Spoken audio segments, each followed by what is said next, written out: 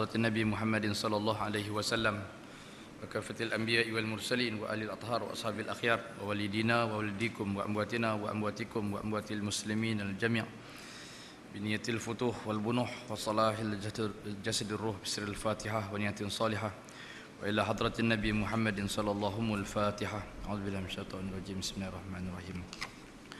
الحمدلله رب العالمين الرحمن الرحيم مالك يوم الدين إياك نعبد وإياك نستعين اهدنا الصراط المستقيم صراط الذين أنعمت عليهم غير المغضوب عليهم ولا الضالين آمين.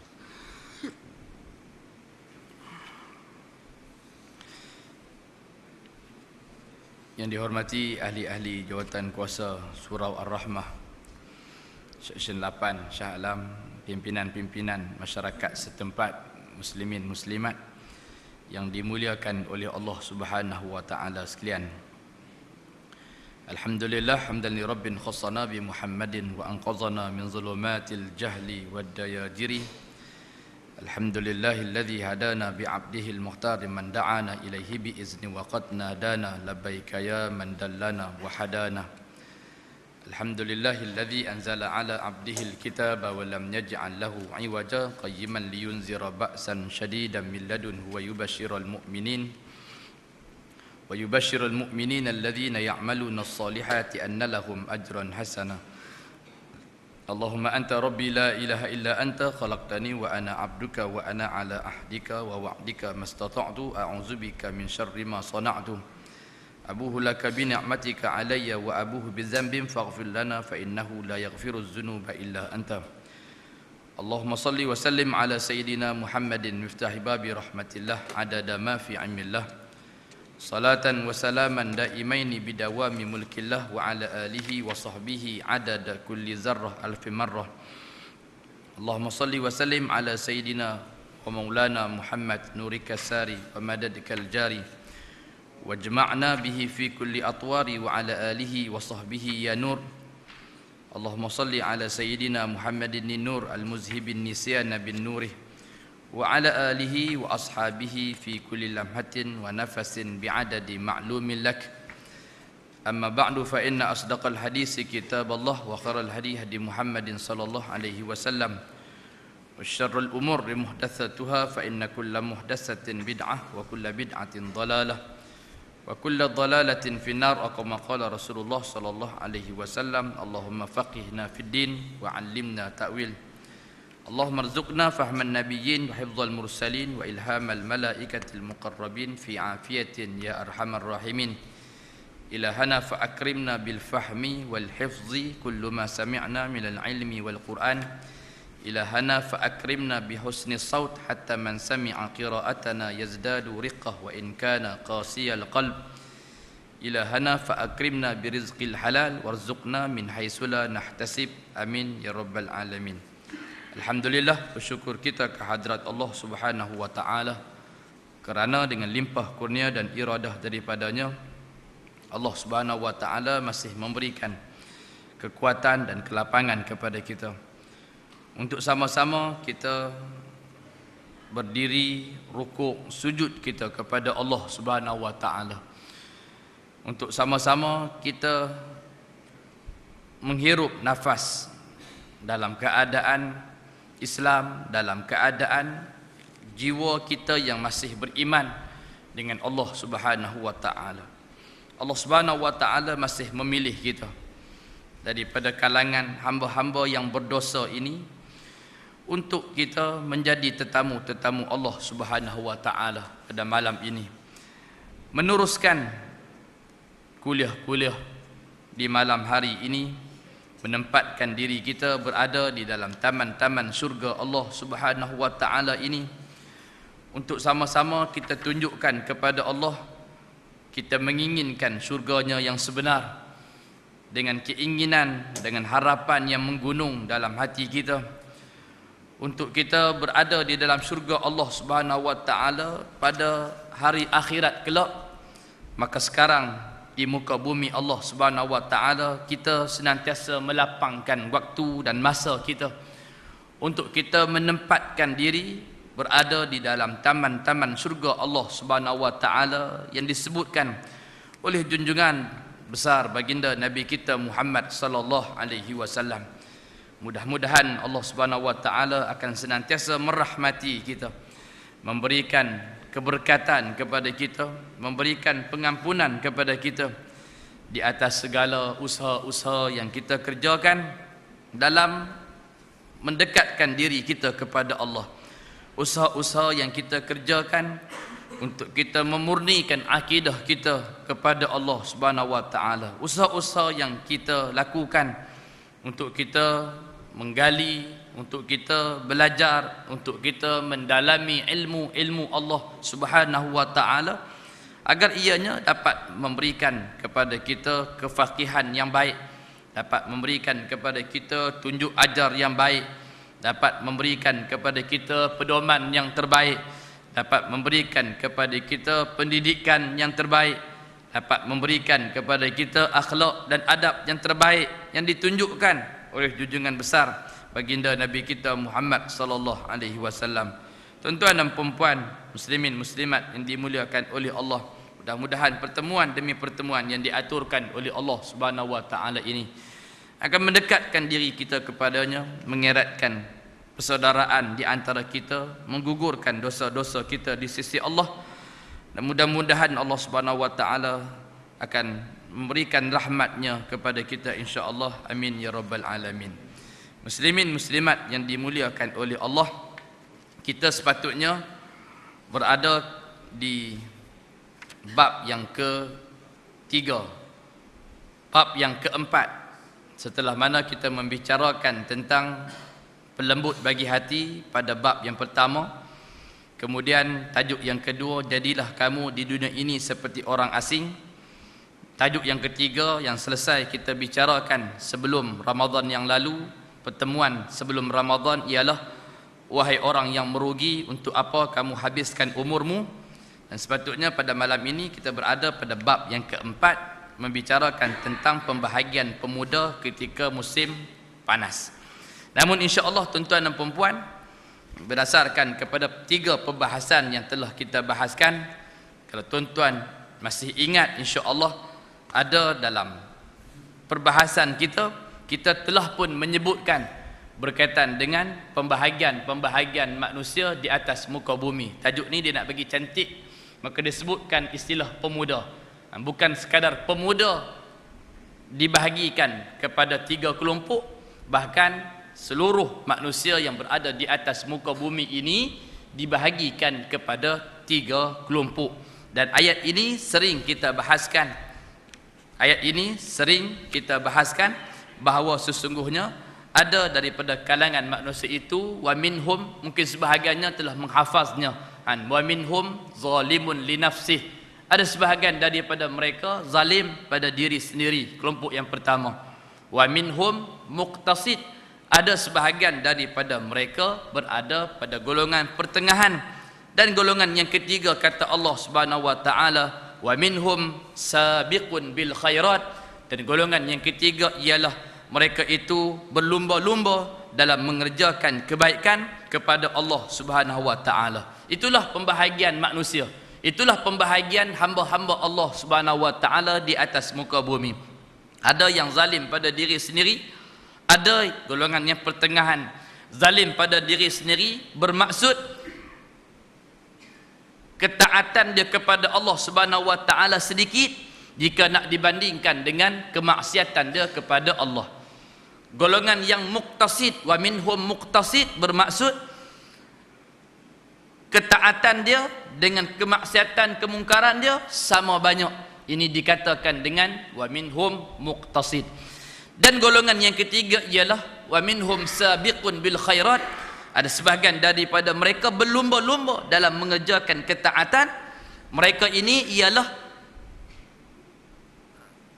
lebih besar ketaatan dia kepada Allah Subhanahu wa taala jika nak dibandingkan dengan kecuaian ataupun kemungkaran ataupun kelalaian dia kepada Allah Subhanahu wa taala. Maka manusia di atas muka bumi Allah, saya rasa telah kita bahaskan sepanjang perbahasan 3 bab yang lalu, dibahagikan kepada 3 golongan ini. Dan perbahasan ini telah kita bahaskan dengan panjang lebar. Kalau kita ulas lagi, dia akan ulang benda yang sama. Jadi insya-Allah pada malam ni saya tak akan teruskan perbahasan bab yang keempat, tapi kita nak terus kepada bab yang kelima, iaitu berkaitan dengan harta benda dunia yang hina. Dengan sedikit sentuhan saya tadi memberikan ingatan kepada tajuk-tajuk perbincangan yang lalu berkaitan dengan pembahagian hamba Allah Subhanahu Wa Taala kepada 3 kelompok. Insya-Allah tuan-tuan baca sendiri tentang kelompok yang pertama, kelompok yang kedua dan kelompok yang ketiga. Insya-Allah tuan-tuan akan dapat memahami apa yang dikehendaki oleh Allah Subhanahu Wa Taala daripada ketiga-tiga pembahagian manusia. Yang ketiga-tiga inilah yang akan diadili dengan seadilnya oleh Allah Subhanahu Wa Taala di hari akhirat kelak. Insya-Allah kita akan sambung dan kita akan sentuh pembahasan tersebut dalam pembahasan tajuk-tajuk yang berikutnya insya-Allah. Malam ni kita akan langsung terus ke muka surat 55 bercakap tentang tajuk harta benda dunia yang hina.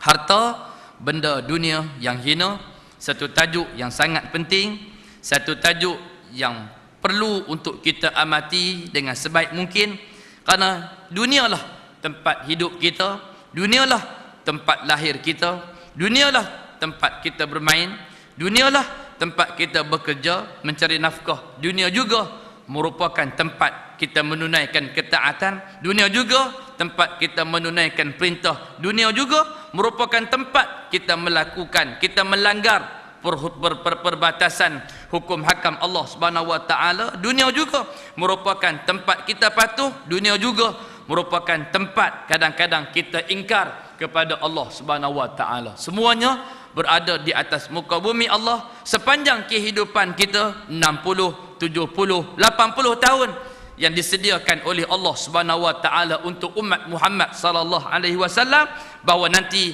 akan ada daripada kalangan umat ini akan menyebutkan, akan berdoa, akan berkata kepada Allah Subhanahu Wa Taala sebagaimana Allah Subhanahu Wa Taala ceritakan di penghujung surah Al-Munafiqun, Rabbi laula akhartani ila ajalin qarib fa asaddaqa wa akum minas salihin. Setelah kita sedar di alam barzah Allah, setelah kita sedar bahawa sesungguhnya tidak ada persiapan, sesungguhnya bila kita sedar kita tidak ada bekalan yang kita bawa untuk menemani diri kita untuk bertemu dengan Allah Subhanahu Wa Taala, maka Allah rakamkan di dalam surah Al-Munafiqun di penghujung ayatnya bahawa ada daripada kalangan hamba-hamba Allah Subhanahu Wa Taala yang akan berdoa, Rabbi laula akhartani ila ajalin qarib, ya Allah, ya Tuhan kami, jika engkau lewatkan sedikit kematian itu bagi diri kami, fa asaddaqa wa akum minas salihin, nescaya kami akan menjadi daripada kalangan orang-orang yang soleh.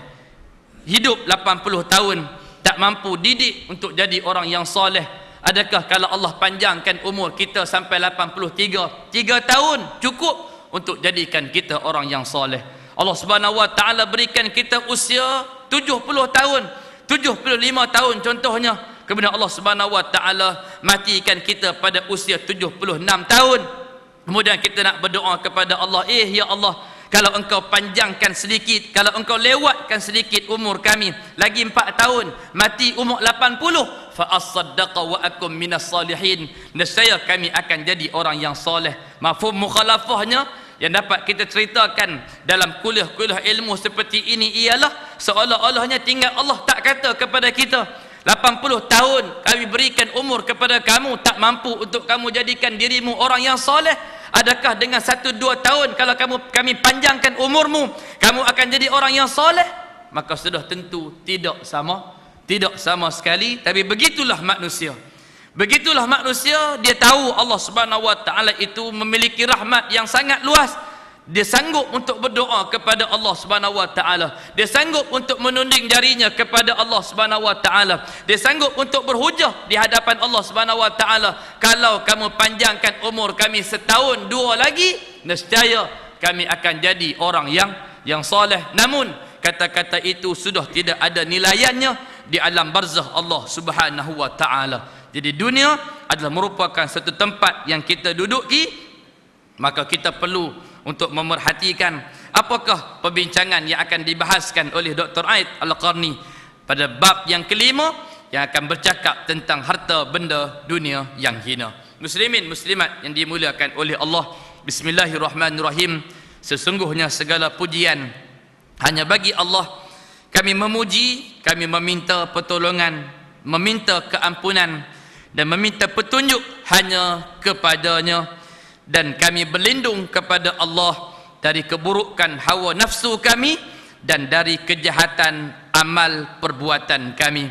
Sesiapa yang Allah berikan petunjuk, maka tiada yang dapat menyesatkannya, dan sesiapa yang Allah sesatkan, maka tiada yang dapat memberikannya petunjuk.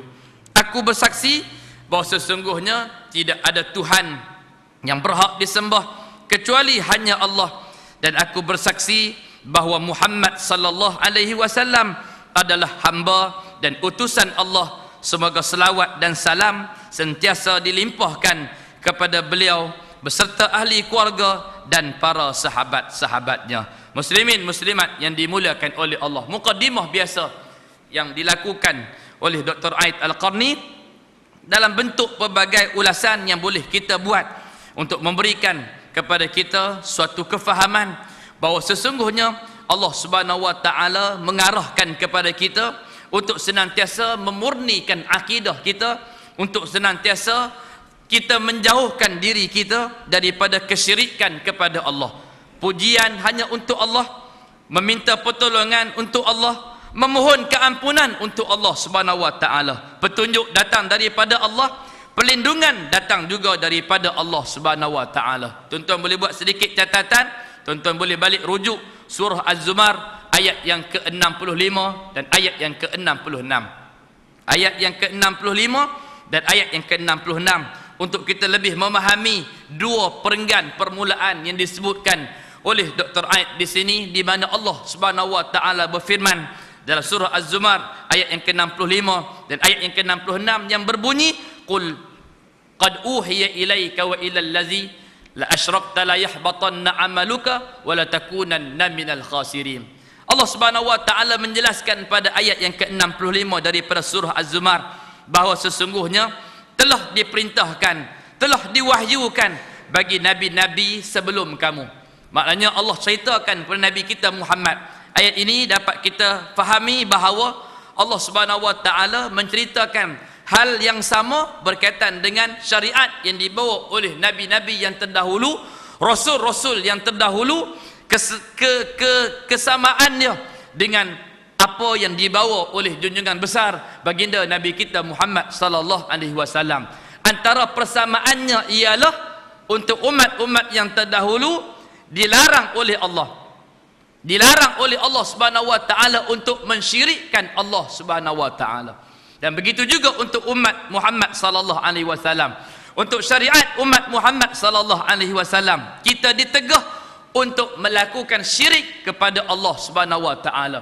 Untuk ajaran nabi-nabi dan rasul yang terdahulu dilarang oleh Allah untuk berbuat syirik, dan begitulah juga diteruskan kesinambungannya oleh syariat baginda Nabi kita Muhammad sallallahu alaihi wasallam. Tidak boleh melakukan syirik kepada Allah Subhanahu wa taala. Kalau kami melakukan syirik, apa dosanya? Apa yang akan kami dapat? Allah menyebutkan dalam ayat yang sama, la yahbatanna amaluka. Maka sesungguhnya Allah Subhanahu wa taala akan memusnahkan, melupuskan semua amalan-amalan yang kita kerjakan kepada Allah. Semua amalan daripada perintah-perintah Allah yang telah kita kerjakan, baik daripada salatnya, puasanya, zakatnya, haji dan umrahnya, bercakap benarnya, bersedekahnya dan sebagainya, semuanya akan dihapuskan oleh Allah Subhanahu wa taala. La yahbatanna amaluka. Amalan itu akan pasti dihapuskan oleh Allah. Bila amalan itu terhapus di sisi Allah Subhanahu wa taala, apa akan jadi tuan-tuan? Allah jelaskan juga di penghujungnya, wala takunanna minal khasirin. Maka kamu pasti akan tergolong daripada kalangan manusia ataupun kelompok-kelompok yang merugi. Kalau kita tak nak rugi, maka kita jaga sikap kita, kita jaga sifat kita dengan baik agar kita tidak berlaku syirik kepada Allah. Allah menutup perbahasan ayat tersebut pada ayat yang ke-66, balillaha fa'bud wa kum minasyakirin. Dan sesungguhnya kamu hanya diarahkan untuk beribadat dan mentaati hanya sahaja kepada Allah Subhanahu wa taala. Wa kum minasyakirin, dan jadilah kamu daripada kalangan orang-orang yang bersyukur kepada Allah Subhanahu wa taala. Ayat ini hampir keseluruhan para ulama tasawuf menceritakan bahawa sesungguhnya ayat ini menceritakan tentang syirik dalam hati kita. Bukan syirik yang nak dibahaskan dalam ayat ini berkaitan dengan syirik menyembah patung-patung berhala, bukan menyembah kubur, bukan menyembah pongsu yang besar, bukan menyembah gua, bukan menyembah pohon-pohon yang besar. Tapi syirik yang nak dibahaskan dalam ayat yang ke-65 dan 66 daripada Az-Zumar ini ialah mengarahkan tentang syirik yang berlaku dalam hati, iaitu mengadakan, mendirikan, melaksanakan amalan bukan kerana Allah Subhanahu wa taala, tapi amalan itu dibahagikan kepada dua. Yang pertama, sama ada didirikan untuk menunjuk-nunjuk kepada manusia dengan apa status ataupun istilah dalam sifat yang dinamakan sebagai riya, ataupun kepada pembahagian yang kedua, iaitu melakukan amalan untuk nama kita ataupun cerita tentang ibadat kita itu didengar di hujung-hujung telinga kita. Orang membicarakan berkaitan dengan ibadat kita, orang membicarakan tentang suara Quran kita yang sedap, orang membicarakan tentang kezuhudan dan kewarakan kita. Dua perkara ini sahaja, kata para ulama, perlu dijaga dengan baik dalam hati. Yang pertama riya, dan juga yang kedua berkaitan dengan sum'ah, dan kedua-dua ini akan menyebabkan amalan kita dihapus oleh Allah Subhanahu wa taala. Bila kita buat satu amal, kita dirikan bukan kerana Allah, sedangkan Allah Subhanahu wa taala telah memerintahkan kepada kita mukhlisina lahuddin. Macam mana di penghujung surah Al-Bayyinah,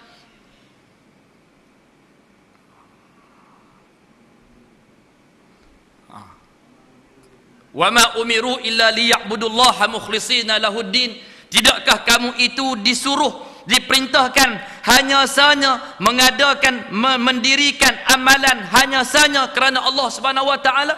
Wa ma umiru illa liya'budullah. Kamu itu tidak diperintahkan, kamu itu tidak disuruh untuk berdiri, untuk menunaikan solat, untuk berpuasa, untuk mengeluarkan zakat, untuk bersedekah, untuk melakukan kebaikan, mengerjakan haji dan umrah dan sebagainya. Wa ma umiru illa liya'budullah. Kamu tak diperintahkan melainkan hanya sahaja mukhlishina lahuddin, ikhlas hanya sahaja kerana Allah Subhanahu wa taala. Tapi tiba-tiba kenapa terselitnya sifat riya?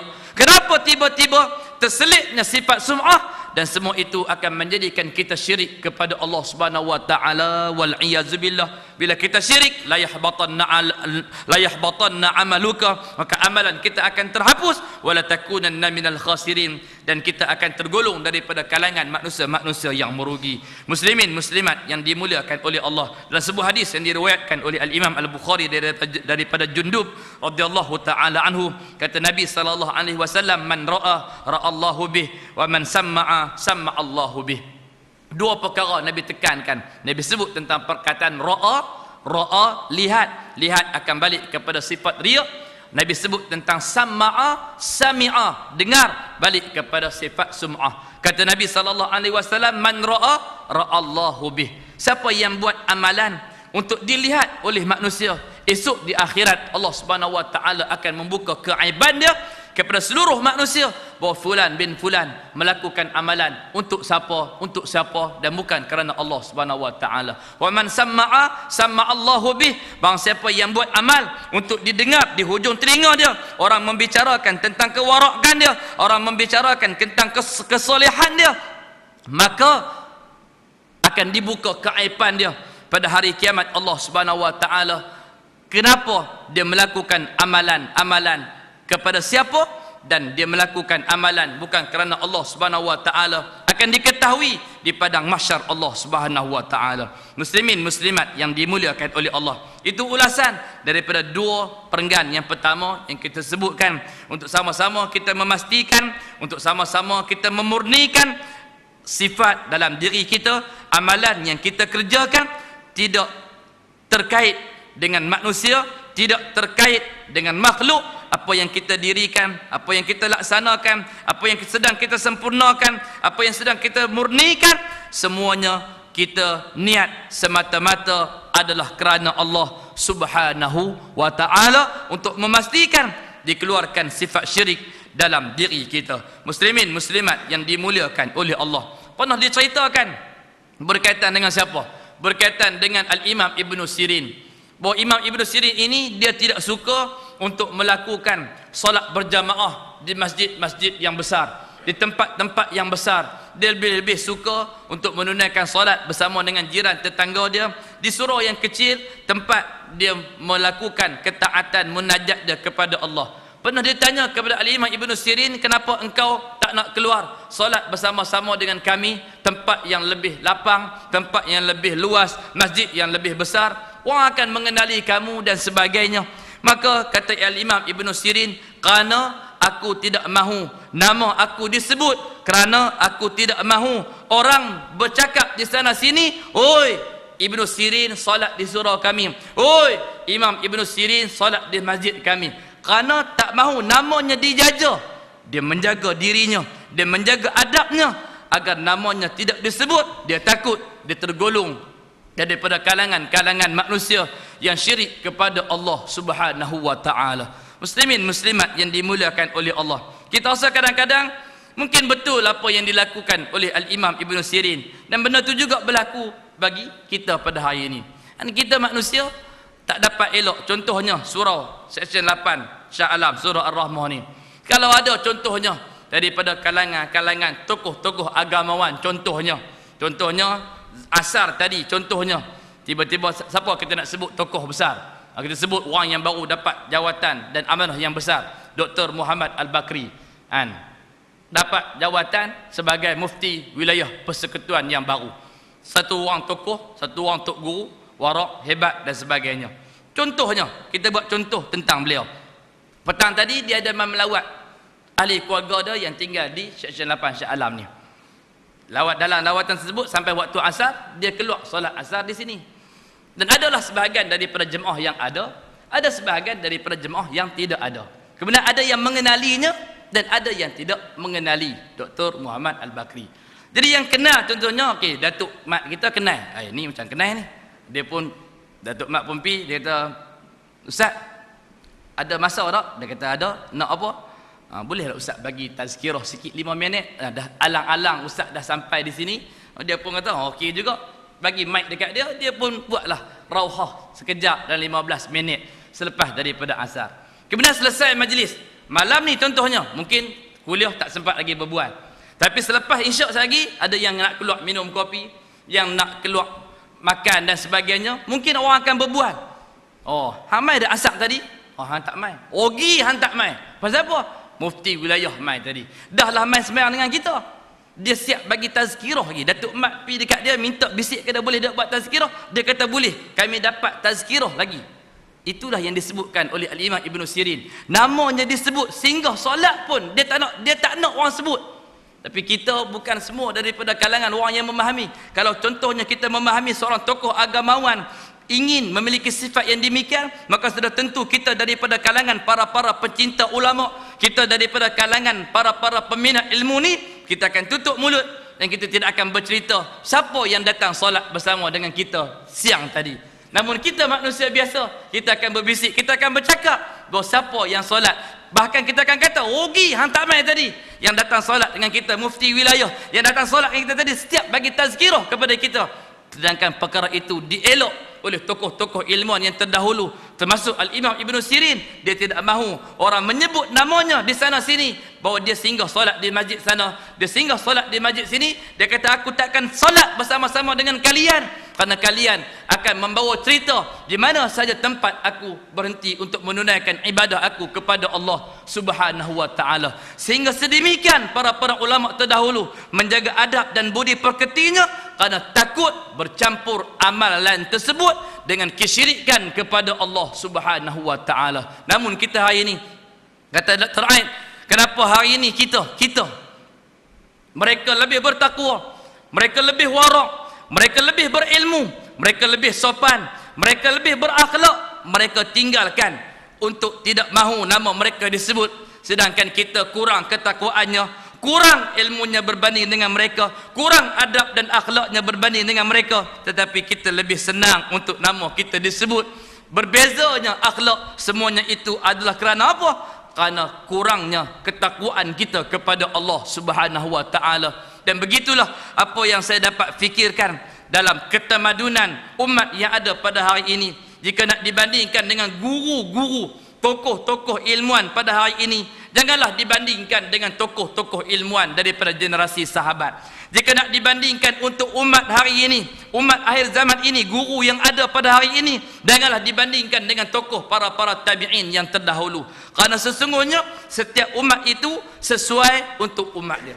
Dan setiap perutusan, setiap pembawa risalah itu sesuai untuk umat dia. Hari ini yang ada hanyalah seperti ini. Ini sajalah yang ada.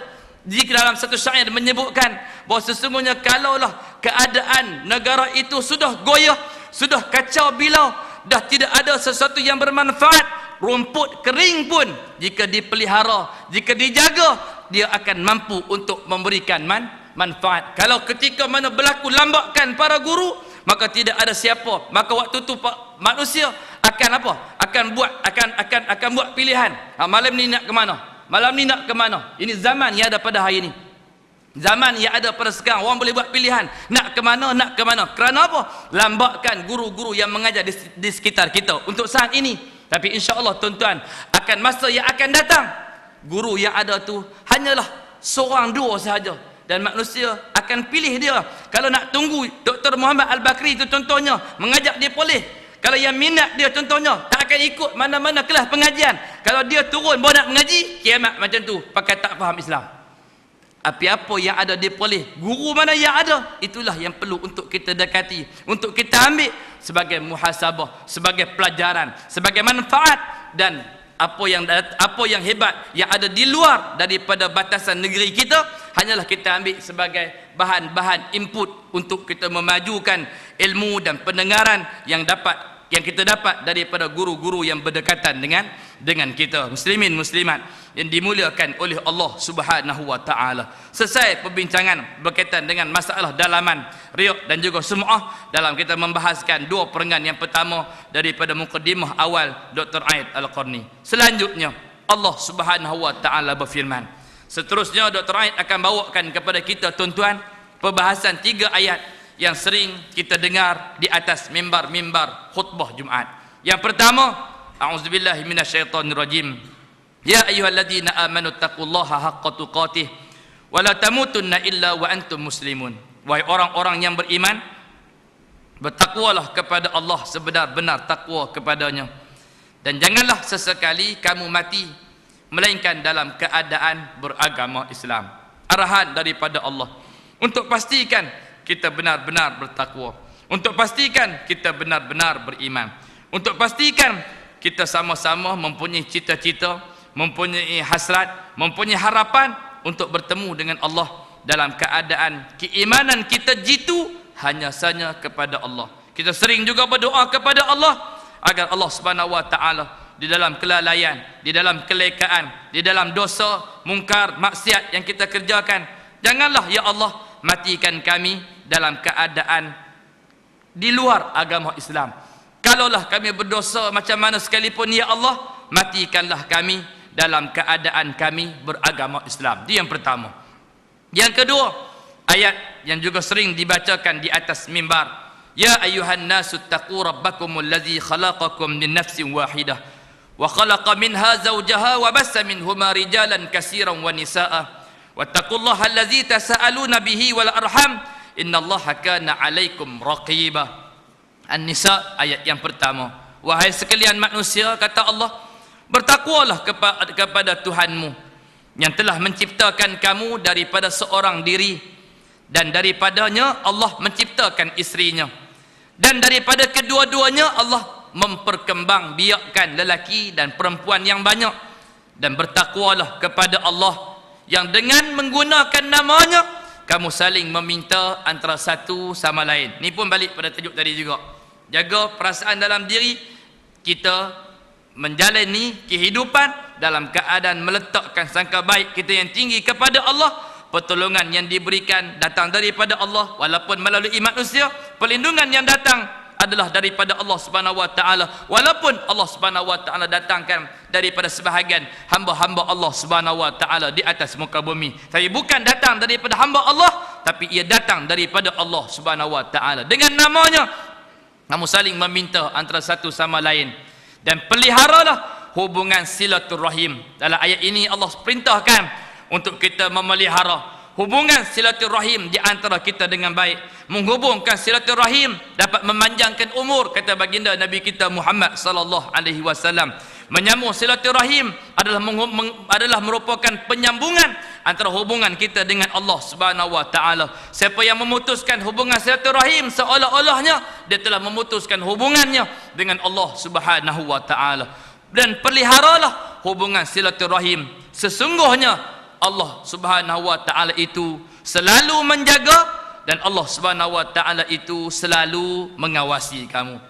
Ditutup perintah takwa ini dengan ayat yang terakhir daripada surah Al-Ahzab ayat yang ke-70 dan 71. Ya ayyuhallazina amanu taqullaha wa qulu qawlan sadida yuslih lakum a'malakum wa yaghfir lakum dzunubakum wa man yuti'illaha wa rasulahu faqad faza fawzan 'azima. Wahai orang-orang yang beriman, bertakwalah kamu kepada Allah dan katakanlah perkataan yang benar. Yang ada kitab boleh underline perkataan yang benar.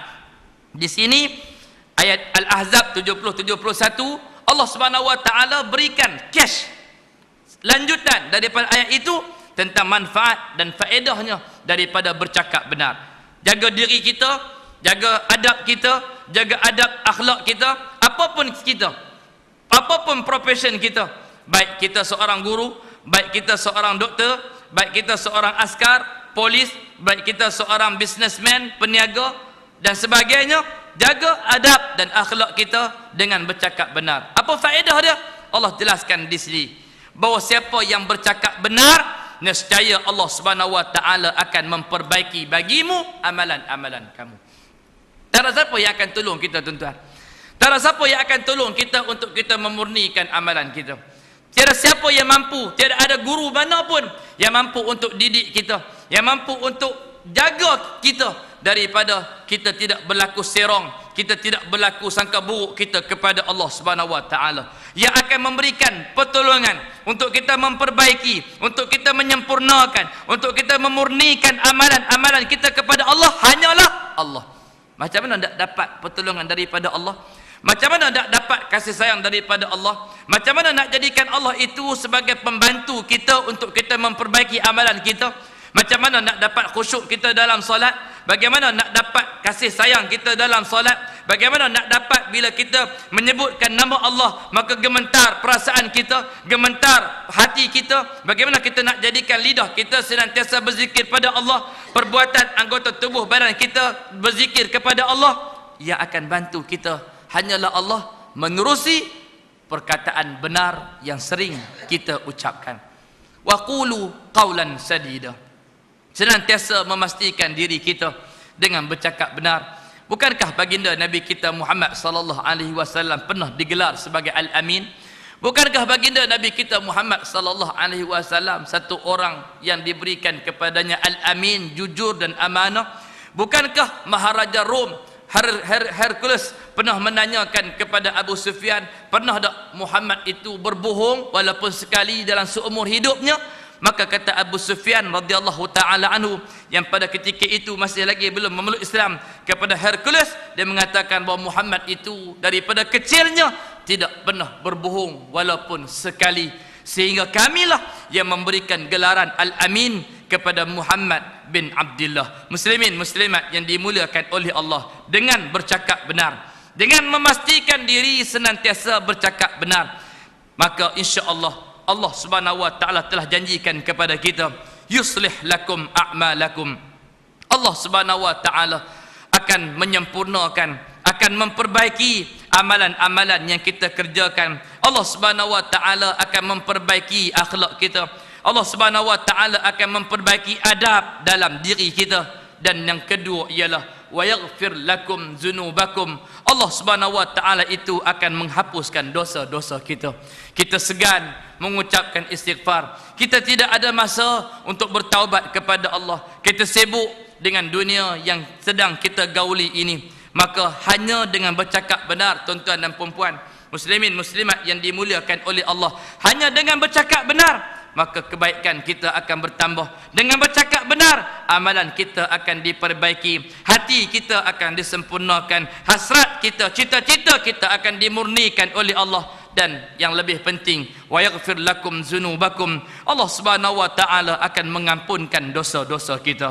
Wa may yuti'illaha wa rasulahu faqad faza fawzan azima. Dan sesiapa yang mentaati Allah dan Rasulnya, maka sesungguhnya ia telah mendapat kemenangan yang besar. Kemenangan di dunia dan di akhirat. Allah Subhanahu wa taala adalah bergantung sejauh mana dia mendekatkan diri kepada Allah dan Rasulnya, sejauh mana dia mentaati perintah Allah dan Rasulnya, dengan memastikan diri kita berada dalam perjalanan yang baik, dalam ketaatan kita kepada Allah dan ketaatan kita kepada Rasulnya.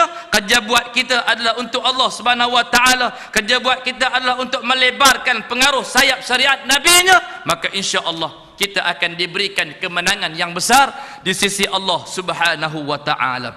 Muslimin muslimat yang dimuliakan oleh Allah, selesai Dr. Aid Al-Qarni membicarakan kepada kita, memberikan sentuhan kepada kita, memberikan manfaat kepada kita dengan mengeluarkan 3 potong ayat yang bercakap tentang takwa daripada Ali Imran ayat 102, daripada An-Nisa ayat yang pertama, dan daripada Al-Ahzab ayat 70 dan 71. Mudah-mudahan kita dapat fahami, mudah-mudahan kita dapat menjadikan ketiga-tiga ayat ini sebagai sumber inspirasi kita, sebagai sumber ketakwaan kita, sumber ketaatan kita kepada Allah yang mungkin kita dengar pada setiap minggu. Selepas ini mungkin kita akan dengar dalam keadaan kita ada kefahaman yang baik daripada perbahasan yang telah kita sebutkan pada malam ini, untuk menjadikan kita manusia yang benar-benar bertakwa kepada Allah Subhanahu wa taala. Muslimin muslimat yang dimuliakan oleh Allah, selesai perbincangan takwa, dia nak fokus. Dia punya penulisan, kalau tuan-tuan tengok, sama macam penulisan Dr. Said Ramadan Al-Buti. Selepas dia terang, dia nak kefahaman kita sama dengan kefahaman dia. Dr. Said pun sama. Selepas dia tulis, dia cerita, kemudian dia kata, setelah aku menceritakan kepada kamu tentang kefahaman apa yang aku ada, maka sekarang barulah kita ni selevel. Kita ni sama-sama ada ilmu, sama-sama ada dalil. Sekarang baru sampai masanya untuk kita saling berdiskusi antara satu sama lain berkaitan dengan tajuk harta benda dunia yang hina. Kalau tadi semua masih terawang-awang, ketakwaan yang setengah ada di sana, setengah ada di sana, sifat dalam diri macam ni, ada yang macam ni, terus kita nak bicarakan tentang harta benda yang dunia yang hina, semua takkan terima. Macam mana ustaz harta benda dunia yang hina? Sekarang kita duduk atas muka bumi, kita buat rumah, kita beli kenderaan, kita berjalan ni, apa yang hinanya? Mungkin masa tu akan berlaku pertembungan pemikiran. Tapi setelah kita bawa ajaran untuk sama-sama kita balik kepada Allah, kata Dr. Said Ramadan Al-Buti, bahawa manusia itu duduk di atas muka bumi Allah. Seluruh jasad, anggota badan sedang lari daripada Allah Subhanahu wa taala. Tidak ada yang rindukan berada dalam ribaan Allah. Walaupun pada asalnya semua datang daripada ribaan Allah, namun ada satu makhluk, ada satu benda yang Allah Subhanahu wa taala letakkan dalam diri kita, yang senantiasa rindukan ribaan Allah, yang senantiasa rindukan kasih sayang Allah, yaitu ruh. Ruh takkan pernah lari daripada sifat fitrahnya, kata Dr. Said, yaitu fitrahnya yang suci, yang senantiasa rindukan akan Allah Subhanahu wa taala. Mata mungkin tak ingin bertemu dengan Allah lagi, tangan mungkin tak ingin kembali kepada Allah lagi, jasad mungkin tak ingin kembali kepada Allah, kaki mungkin masih belum buat U-turn untuk balik kepada Allah, kaki masih lagi nak melangkah, nak meneruskan cita-cita, harapan dan impian dia di atas muka bumi Allah. Walaupun semuanya dah lari daripada konsep fitrah yang asal, kata Dr. Said Ramadan Al-Buti, namun ada satu dalam diri kita yang tak pernah lari daripada konsep perhambaan, yang tak pernah lari daripada konsep ketaatan, yang tak pernah lari daripada konsep kasih sayang, iaitu ruh. Ruh senantiasa rindukan untuk berada berada di atas ribaan Allah Subhanahu wa taala. Ruh senantiasa rindukan untuk berada dalam kasih sayang Allah. Ruh senantiasa rindukan untuk berada dalam pelukan Allah Subhanahu wa taala. Jika manusia benar-benar memahami tentang kehendak ruh, apa yang diinginkan oleh ruh, maka barulah akhirnya mata tadi yang menatap dunia akan kembali menatap dunia dalam menatap keindahan Allah. Kaki tadi yang melangkah untuk meneruskan cita-citanya, kaki itu akan mula menapak untuk menuju kepada rahmat Allah Subhanahu wa taala. Telinganya, lisannya yang sebelum ni bercakap hanya untuk perkembangan dirinya, hanya untuk kesenangan, kelapangan dan untuk ketamadunan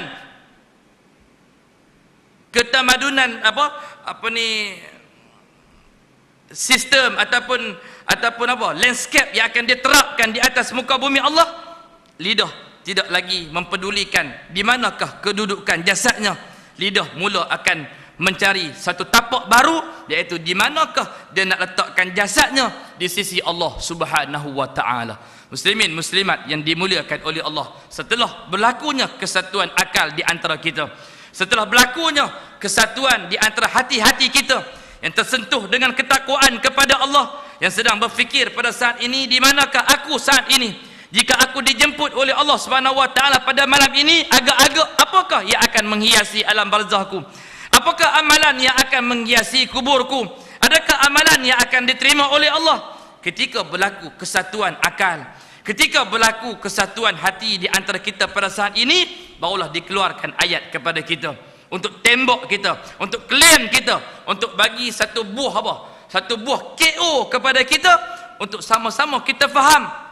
I'lamu annamal hayatud dunya la'ibun wa lahwun wa zinatun wa tafakhurun bainakum wa takasurun fil amwali wal aulad kamasali ghaisin a'jabal kuffara nabatuhu summa yahiju fatarahu musfarra summa yakunu hutama wa fil akhirati azabun syadidun wa maghfiratun minallahi wa ridwan wa mal hayatud dunya illa mata'ul qurur. Kalau terus kita masuk terus baca ayat ni, kita takkan dapat terima. Macam mana Allah kata macam ni? Kalau dah semua ni semua tak betul, pasal apalah ciptakan dunia? Kalau kita sebutkan tadi di awal. Tetapi setelah kita menarik, kita menyatukan hati kita, menyatukan pemikiran kita untuk menerima tentang konsep perhambaan kepada Allah, untuk menerima konsep kehidupan dan kematian, liyabluwakum ayyukum ahsanu amala, untuk Allah mengikat kita, untuk Allah tengok kita, di antara kita siapakah yang lebih baik amalnya. Memang semua hidup dan semua akan mati, tapi dalam mati dan hidup itu ada penilaian yang datang daripada Allah. Barulah kita dapat memahami kehendak Allah dengan baik. Ketika mana Allah membicarakan kepada kita, wahai manusia, ketahuilah bahawa sesungguhnya kehidupan dunia ini hanyalah permainan dan suatu yang melalaikan. La'ibun walahun, permainan sahaja apa yang Allah hiasi dunia ini. Dan sesungguhnya dunia ini merupakan tempat yang sangat melalaikan. Dan daripada banyak yang melalaikan, kita sebutkan tadi, ruh dalam diri kita tak pernah lalai. Ruh dalam diri kita senantiasa tersifat dengan fitrah, iaitu ingin kembali kepada Allah, ingin berada di atas ribaan Allah Subhanahu wa taala. Cuma jasad yang menutup ruh, jasad yang memenjarakan ruh dalam diri sahaja, yang tidak membawa ruh menuju kepada Allah. Jasad membawa ruh kepada suatu tempat yang tidak diingini oleh ruh, tetapi disukai oleh nafsu syahwat yang ada dalam diri, yang menyebabkan ruh senantiasa mengutuk, ruh senantiasa mencerca, ruh senantiasa mengadu kepada Allah. Kenapa kurung aku? Kenapa penjarakan aku dalam bangkai bernyawa, dalam jasad yang tidak pernah tunduk dan sujud kepada Allah Subhanahu wa taala? Semuanya melalaikan. Semuanya adalah merupakan permainan. Bukan tak cukup dengan permainan, tak cukup dengan perkara yang melalaikan, Allah tambah lagi wazinah. Dunia itu dihiasi dengan perhiasan. Wa tafakhurun bainakum, dunia itu merupakan tempat untuk kalian bermegah-megah antara kalian. Wa takasurun fil amwali wal audad, Dunia juga merupakan tempat untuk kalian berbangga-bangga antara satu dengan lain. Berbangga-bangga dengan apa? Berbangga-bangga dengan banyaknya harta, berbangga-bangga dengan banyaknya anak. Dunia merupakan tempat untuk kita menunjuk-nunjuk. Dunia tempat untuk kita bersaing di antara satu sama lain. Dunia merupakan tempat untuk kita rasa kita nak challenge satu orang yang lain. Cukup untuk kita dapat buat contoh yang mudah. Keputusan paksa anak kita, cukuplah. Yang tu pun dah cukup. Kalau anak kita tiba-tiba dapat 3A 2B, mak ada yang tak keluar rumah, malu nak keluar rumah, marah anak, nak marah anak, anak pun dah berusaha sehabis mungkin. Anak memang calon 5A dalam UPSR, tapi tiba-tiba tak tahu silap di mana, sampai buat surat pula, beli pula untuk buat semakan semula. Semakan semula pun datang dengan keputusan yang sama, 3A 2B. Yang 3A 2B, mak tak keluar daripada rumah, mak duduk dalam rumah, malu nak jumpa kawan-kawan. Contohnya kalau mak itu cikgu, mak itu pensyarah dan sebagainya, mak itu doktor, nak jumpa kawan-kawan rasa malu. Macamlah anak dah tu buat kesalahan yang besar sangat. Macamlah 3A 2B tu macam Allah tak layak langsung untuk anak dia. Bagi yang dapat keputusan yang baik, berjalan dengan penuh senyuman, berjalan dengan hayunan handbag dia yang penuh dengan bergaya, duduk tunggu saja. Pasal apa tak ada orang tanya? Geram pula. Anak aku dapat 5A ni, siapa pun tak tanya. Kadang-kadang kita pula mula tanya, anak kamu Pak ke? Pak Isa dapat berapa? Kita, anak saya. Orang tak tanya, kita bagi tahu. Itu manusia. Orang tak tanya pun anak dia dapat berapa A, dia sendiri teruja-ruja untuk nak bagi tahu anak dia dapat berapa. Kalau ada orang yang tanya, buka tingkap, daripada mana cikgu? Ambil keputusan anak macam mana? Alhamdulillah. Ya, selit dengan alhamdulillah, tapi alhamdulillah yang diselit dengan penuh kebanggaan hanya berkaitan dengan 5A dalam UPSR. Belum lagi anak-anak yang nak keluar untuk melanjutkan pelajaran dan sebagainya. Ini sikap yang ada dalam diri manusia yang tak dapat kita nak elokkan. Namun perlu untuk kita murnikan sifat tersebut. Perlu untuk kita didik sifat tersebut.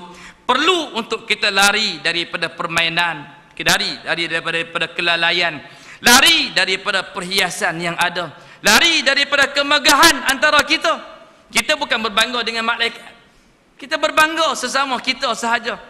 Kita berbangga dengan banyaknya harta, berbangga dengan pencapaian anak-anak kita. Semua ini kata Allah Subhanahu wa taala samalah seperti hujan yang tanaman-tanamannya mengkagumkan para petani. Allah buat perumpamaan kepada kita bahawa dunia yang sedang kita banggakan pada hari ini, dunia yang kita sayang pada hari ini, yang kalau kita tanya kepada semua yang ada, termasuk saya sendiri, bersiap sediakah untuk saat ini, malam ini contohnya, ataupun esok, ataupun lusa, ataupun minggu depan, untuk kita balik bertemu dengan Allah? Maka pasti ada di antara kita kata, aku masih belum bersedia untuk balik bertemu dengan Allah. Habis bila yang bersedia? Kita akan jawab wallahu alam, tak tahu bila yang bersedia. Namun tak bersedia. Baik tanya kepada yang umur 30 tak bersedia, tanya pada umur yang 40 pun tak bersedia lagi, tanya kepada yang 60 pun tak sedia, tanya yang dah pi 16 kali haji pun tak berapa bersedia lagi nak balik jumpa dengan Allah Subhanahu wa taala. Habis bila yang nak bersedia? Wallahu alam. Kalau kita diberikan, umat Muhammad diberikan kemuliaan seperti Nabi kita Muhammad, malaikat datang tanya, Allah Subhanahu wa taala merindui kamu ya Rasulullah. Allah Subhanahu wa taala berikan kelapangan, keizinan kepada kamu jika kamu ada sesuatu hajat, jika kamu ada sesuatu perkara yang perlu untuk kamu lakukan, Allah Subhanahu wa taala izinkan untuk kamu kerjakan pekerjaan tersebut. Maka kata Nabi sallallahu alaihi wasallam, sudah tidak ada sebarang pekerjaan yang ingin aku lakukan. Jika Allah pada saat ini merindukan aku, maka sekarang aku nak balik kepada Allah dalam keadaan aku juga rindukan Allah Subhanahu wa taala. Kalau kita dapat peluang yang sedemikian, kita akan kata elok sangat bagi tahu ke Allah, setahun lagi nak hidup. Esok datang lagi, macam mana, dah bersiap sedia ke? Setahun tak apa nak cukup, tak ada buat apa pun. Kemarin aku rasa macam kemarin dulu ya Hamai bagi tahu kat aku, kata bagi masa panjang subsidi lagi setahun. mai pulak dah.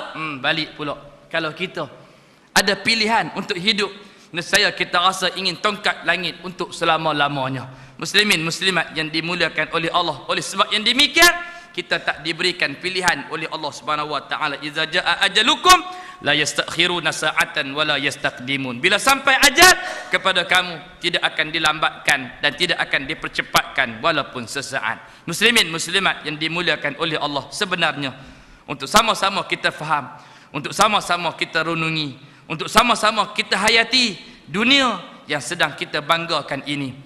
Dunia 57 tahun ambang kemerdekaan kita.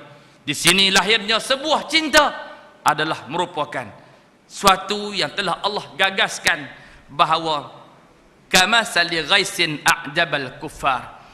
Sesungguhnya dunia itu adalah seperti hujan yang bila mana hujan itu turun, maka tanaman-tanaman itu akan mengembang biak. Tanaman-tanaman itu bila kena air hujan dia akan subur. Pokok padi tadi dia akan apa? Bila dia kena baja, dia kena hujan, pokok padi itu dia naik segar. Bila dia dah jadi bunting, dia makin cantik. Bila pokok itu makin meninggi, maka tersenyum para petani melihat hasil tanaman yang sedang mereka kerjakan. Itulah dunia.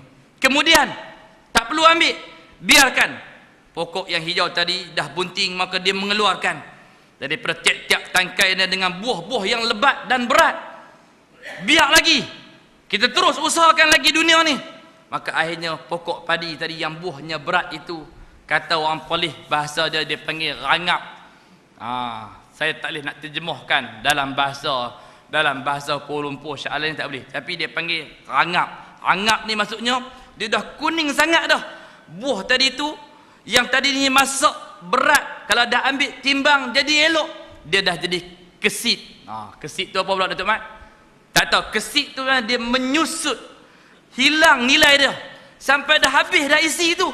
Biar lagi, maka padi tadi dia akan mula tunduk. Kuningnya yang tadi cantik seperti kuning diraja, maka kuning tu dia akan jadi buruk seperti buruknya kuning buah dokong ataupun buah langsat. Kita pun dah tak ada mood dah nak tengok padi kita.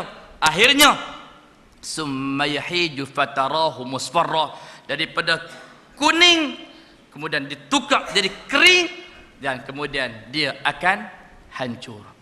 Pohon padi tadi, padi yang mudah untuk kita buat perumpamaan.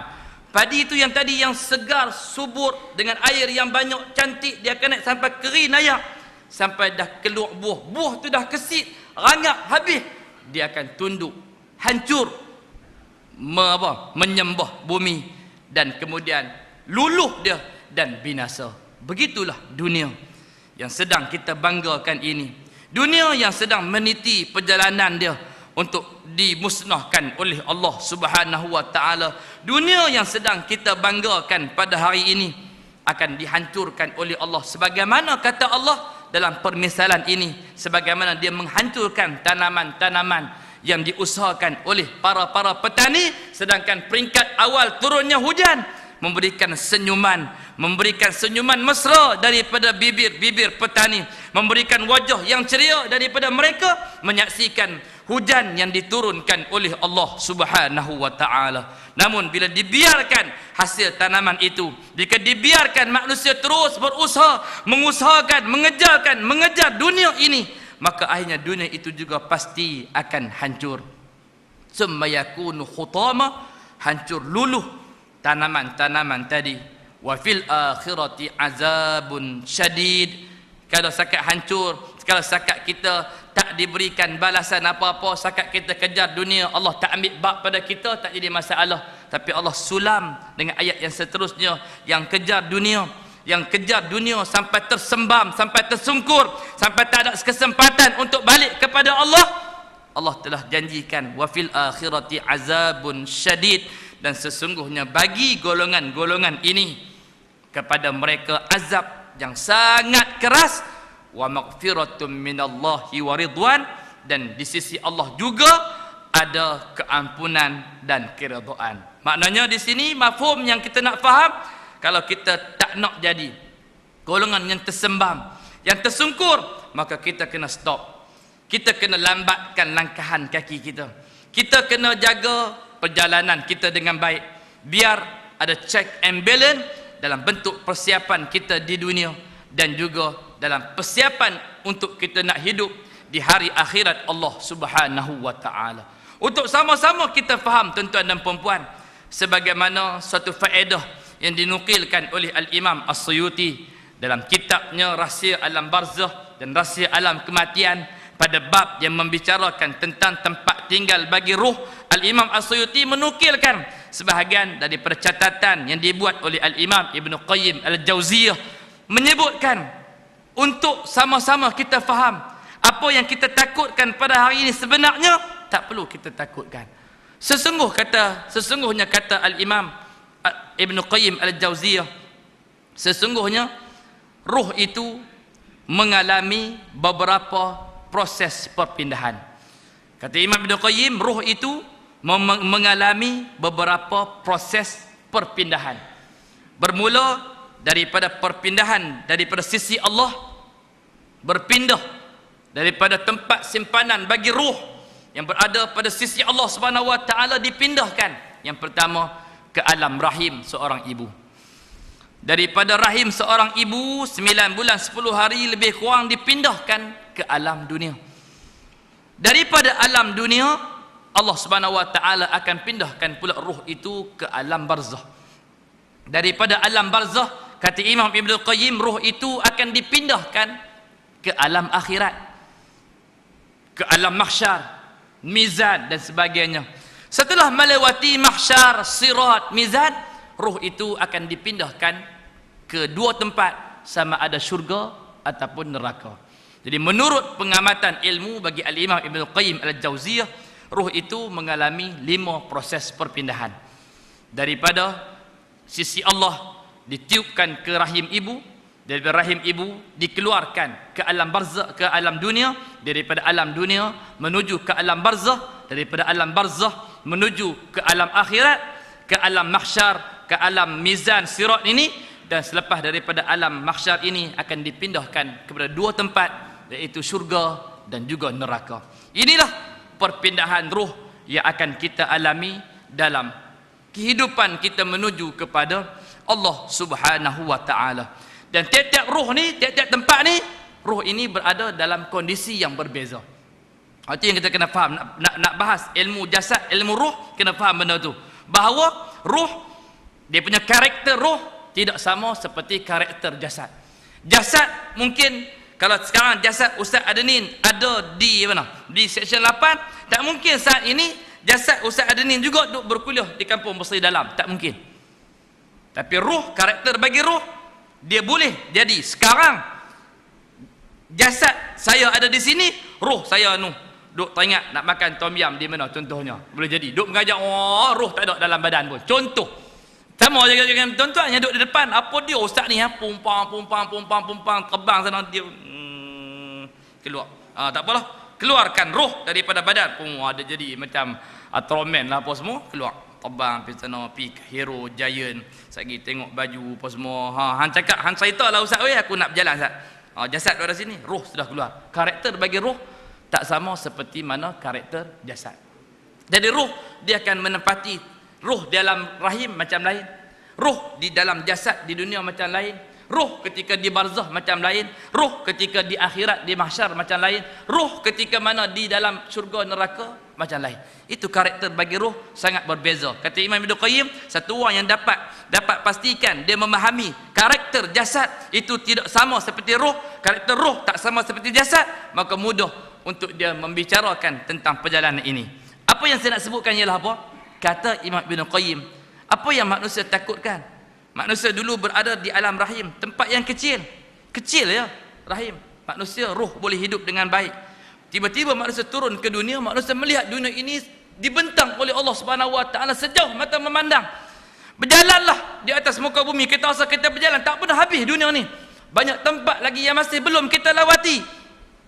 Tiba-tiba bila Allah uji kita, Allah bagi kita kesempatan tengok liang lahat, kita rasa Allah kecilnya liang lahat. Aku ni duduk atas muka bumi bebas ke sana sini. Macam manalah aku nak hidup ke dalam liang lahat. Maka manusia takut untuk berada di dalam liang lahat. Takut bagaimana tempat yang sempit, sedangkan sekarang kita duduk di tempat yang luas. Imam Ibn Qayyim begitu dekat kita.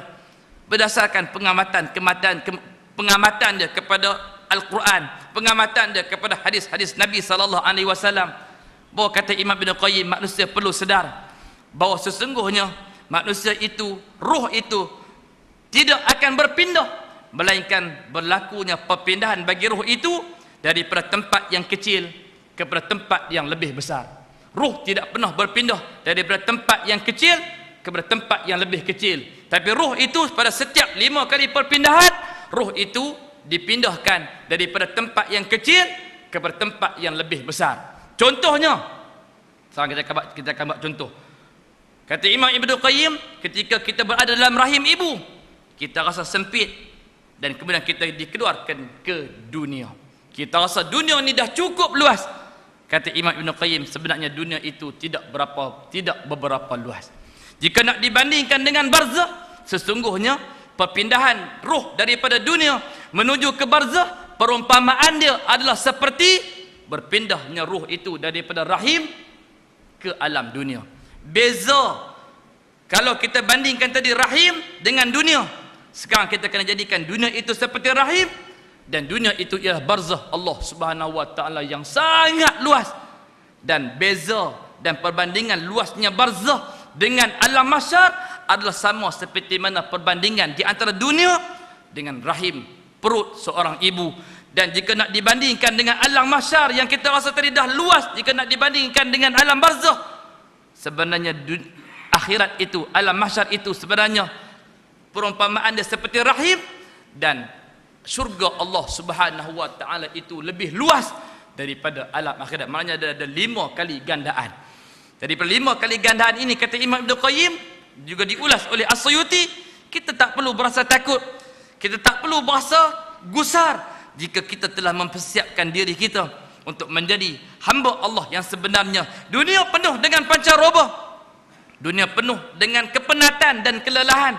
Untuk mendapatkan sesuap nasi, untuk mendapatkan minuman, kita perlu berusaha untuk mendapatkannya. Namun bagi para tetamu Allah Subhanahu wa taala di alam barzakh, maka dia cukup hanya untuk duduk sahaja. Ruhnya akan ditempatkan di dalam burung-burung di dalam syurga, dan mereka bebas terbang ke sana kemari untuk makan daripada minuman-minuman syurga. Kalau tak dapat berada dalam badan burung berwarna hijau ataupun warna putih pun, kita rasa cukuplah untuk ruh kita ditempatkan di hadapan pintu syurga, menyaksikan keriangan syurga Allah Subhanahu wa taala. Walaupun jasad di barzakh, walaupun jasad di perut bumi, ruh berada di depan pintu syurga. Namun kata Imam Ibn Qayyim, ada terkaitnya hubungan. Bila ruh diberikan kegembiraan, maka jasad juga mendapat kegembiraan di sisi Allah Subhanahu wa taala. Bila ruh mendapat ancaman, ruh mendapat musibah, maka jasad di alam barzakh juga akan mendapat musibah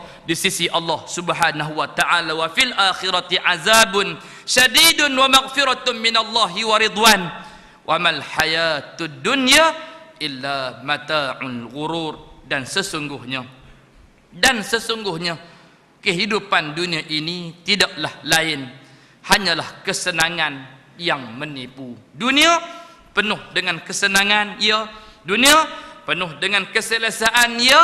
Tetapi keselesaan, kesenangan yang kita capai adalah seperti mana gambaran seorang petani yang menanam tanaman, yang diturunkan hujan, tanamannya naik, membesar, membiak, hijau, kuning, mengeluarkan hasil buah, dibiarkan, maka semuanya itu akhirnya tersungkur, luluh dan binasa di sisi Allah Subhanahu wa taala. Muslimin muslimat yang dimuliakan oleh Allah, selesai membicarakan ayat yang ke-20. Allah Subhanahu wa taala Maha Adil, Allah Subhanahu wa taala Maha Pemurah, Allah Subhanahu wa taala Maha Pengasih, Maha Penyayang kepada hamba-Nya. Dia tak bawa perbincangan ini pada ayat yang lain. Dia takut manusia akan keliru nak cari ayat. Lepas 21, 20 sambung yang ke-21. Allah cerita terus, sabiqu ila maghfiratin min rabbikum. Berlumba-lumbalah kamu untuk mendapatkan keampunan. Allah tak kata marilah. Kerana Allah gunakan istilah sabiq, berlumba-lumba. Kerana apa? Untuk perlombaan akhirat orang jarang buat. Untuk perlombaan dunia, ni berebut tak sangka, menteri besar pun tak ada lagi. Baik polis ada juga menteri besar kan. Muslimin muslimat yang dimuliakan oleh Allah, ni tak ketahuan 3 nama yang ni. Pasal apa hantar 3 nama? Pasal apa tak hantar 1 nama? Oh, seorang lagi ulah pula. Oh, kena hantar 3 nama lah. Istana nak 3 nama, tak nampak tu lagi istana kata bodoh kan, tak nampak tu orang suruh hantar 3 nama. Oh, pumpang. 3 nama, 2 nama, 3 nama, 2 nama, 3 nama, 2 nama, tak ketahuan lagi siapa nak jadi menteri besar kan. Muslimin muslimat yang dimuliakan oleh Allah. Untuk dunia, ya, berlaku perebutan. Untuk akhirat, Allah ajak, Allah guna istilah berlumba-lumba. Untuk apa? Untuk manusia itu tertarik dengan promosi akhirat. Sabiqu ila maghfiratin min rabbikum. Berlumba-lumbalah untuk mendapatkan keampunan daripada Tuhanmu dan syurga yang luasnya langit dan bumi yang disediakan bagi orang-orang yang beriman kepada Allah dan Rasulnya. Dan itulah kurniaan Allah diberikan kepadanya, kepada sesiapa yang dikehendakinya. Dan Allah Subhanahu wa taala mempunyai kurniaan yang sangat besar. Allah Subhanahu wa taala mempunyai pemberian yang sangat bernilai untuk kita kecapi di dunia dan untuk kita bawa untuk bertemu dengan Allah Subhanahu wa taala. Inilah hakikat dunia dan inilah hakikat akhirat. Allah berfirman tadi, "Ya'lamu annamal hayatud dunya la'ibun." Ketahuilah bahawa sesungguhnya kehidupan dunia ini hanyalah permainan. Wallahu alam. InsyaAllah kita akan sambung perbincangan kita pada kuliah yang akan datang untuk terus memberikan rangsangan, untuk terus memberikan satu perasaan dalam diri kita, kehidupan yang sedang kita ada hari ini, untuk sama-sama kita jadikan ia sebagai sesuatu yang memberikan pengalaman yang berguna untuk kita di dunia, dan dia juga memberikan kepada kita sebuah jambatan yang baik untuk menghubungkan dunia yang sedang kita ada hari ini kepada akhirat Allah Subhanahu wa taala. Yang baik itu datang daripada Allah, kekurangan juga datang daripada Allah melalui kelemahan dari saya sendiri. Insya-Allah Allah Subhanahu wa taala akan memberikan pertemuan kepada kita pada kuliah yang akan datang insya-Allah.